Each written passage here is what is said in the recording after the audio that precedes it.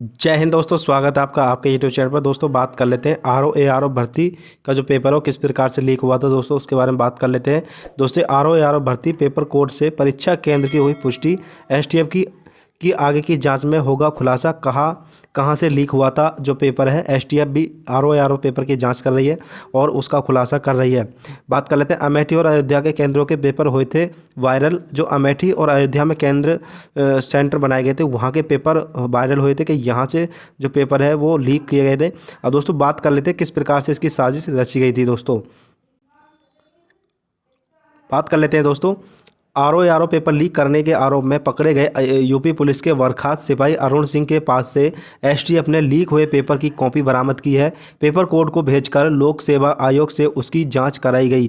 Paper bar code और क्रमांक से पता चला कि सामान्य अध्ययन का पेपर जो था, सामान्य अध्ययन का जो पेपर था वो सामान्य अध्ययन का paper M L inter college Rikabganj और रिकाबगंज जो अयोध्या में है, और सामान्य हिंदी का paper Shiv Pratap Singh inter college Amethi में जो कॉलेज है वहाँ से बने परीक्षा केंद्रों का है। जो परीक्षा केंद्र में बने गए थे, जो आपका सामान्य अध्ययन का जो पेपर था वो रिकाबगंज अयोध्या में जो कॉलेज है वहाँ का था, और हिंदी का पेपर आपका शिव प्रताप सिंह इंटर कॉलेज जो कि अमेठी में है वहाँ का था।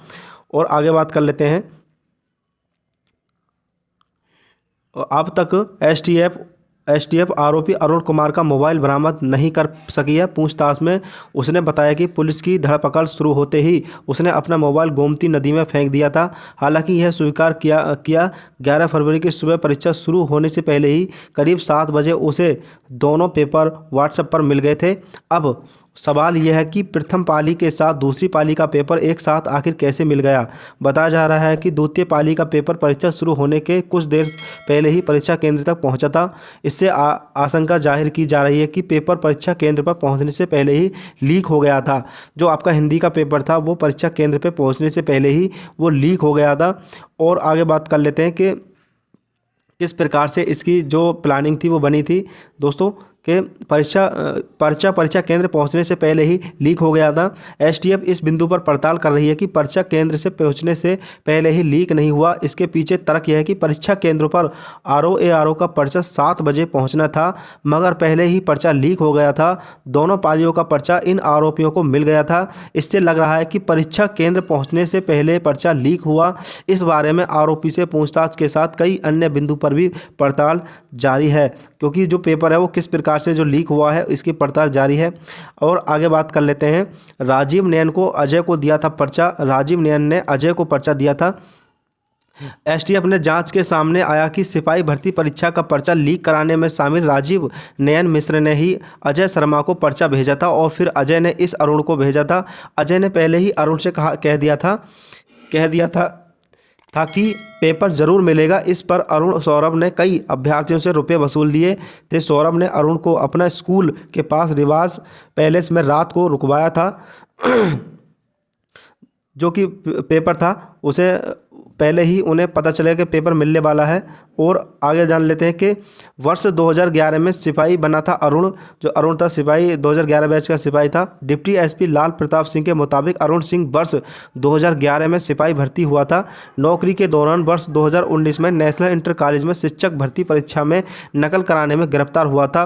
उसे एसटीएफ ने पकड़ा था, उसे बर्खास्त कर दिया गया। जेल से बाहर आने के बाद वह फिर पर्चा लीक गिरोह के लिए काम करने लगा, क्योंकि ये जो इस प्रकार से जो गिरोह है वो मिल गया और इसकी जो तैयारियां हैं वो शुरू से ही चल रही थी। और आगे बात कर लेते हैं कोचिंग संचालक व ग्राम विकास अधिकारी के नामों का भी खुलासा इसमें हुआ है पेपर लीक कराने में। जान लेते हैं इसके बारे में। एसटीएफ ने बताया कि यूपी पुलिस से बर्खास्त अरुण कुमार सिंह 2011 में सिपाही भर्ती पद पर भर्ती हुआ था। 2019 में एसटीएफ ने अरुण को शिक्षक भर्ती परीक्षा में नकल कराने के आरोप में गिरफ्तार कर जेल भेज दिया था। इस प्रकरण में बाद अरुण को यूपी पुलिस से बर्खास्त भी कर दिया गया। इस दौरान जेल में उसकी व्यापम घोटाले के आरोपी डॉक्टर शरद सिंह से मुलाकात हुई। जेल से बाहर आते ही दोनों ने फिर से पेपर लीक का खेल शुरू कर दिया। शरद से मिलने के बाद उसने फिर से जो पेपर लीक का जो है खेल है वो फिर से शुरू कर दिया।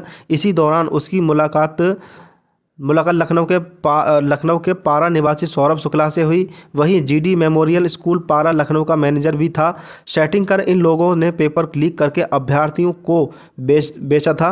पकड़े गए अरुण और सौरभ ने पूछताछ में पेपर लीक प्रकरण में कई नामों का खुलासा हुआ है। 10 फरवरी की रात अरुण को रिवाज पैलेस में रोका गया था। वहीं पर 11 की सुबह सौरभ के मोबाइल पर आरओ परीक्षा के दोनों पालियों के पेपर मिले।